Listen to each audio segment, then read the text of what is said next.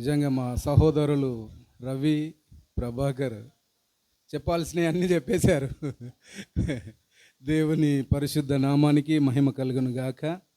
నిజంగా 22 సంవత్సరాల నుంచెల్లి ఎన్నో ఒడిదొడుకులు వచ్చాయండి. మందిరంలో ఒక సంసారంలో, చిన్న సంసారంలో ఎన్నో ఉంటాయి. భార్యాభర్తల మధ్యలో, పిల్లల మధ్యలో ఇంత పెద్ద సంఘం మెయింటైన్ చేయాలంటే నాట్ ఏ జోక్. ఒక సంఘాన్ని నడిపించాలంటే ఆషామాషి కాదండి. మరి సంఘ భారము భుజాల మీద వేసుకొని నిజంగా మన దైవజనుడు అంత ఓపిక, ఎంతమంది ఏమన్నా కానీ ఇట్లా వింటాడు, ఇట్లా వదిలేస్తాడు, ఏది పట్టించుకోడు. చాలా ఓపిక అంటే చాలా ఇక ఓపికలో ఇక అలా వివరించలేము, అంత ఓపిక. ఒక్కొక్కసారి మేమన్నా రిస్క్ పడతాం, కానీ అయ్యగారికి కోపం అనేది ఎప్పుడు చూడలేదు.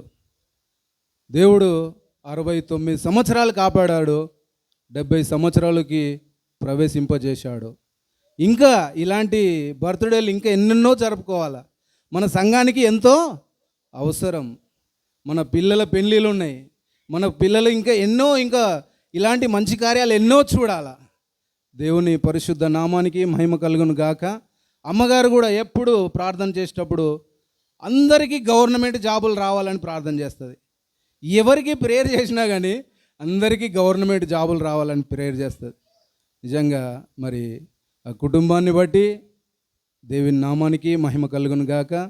మరి పెద్దలు, మన మధ్యలో పెద్దలు కూడా ఉంటున్నారు, పెద్దలను బట్టి కూడా దేవుని నామానికి మహిమ కలుగును గాక.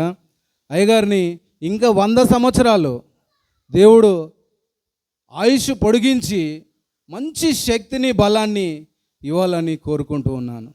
ఈ చిన్న హెచ్చరికలు దేవుడు దీవించును గాక. Thank you.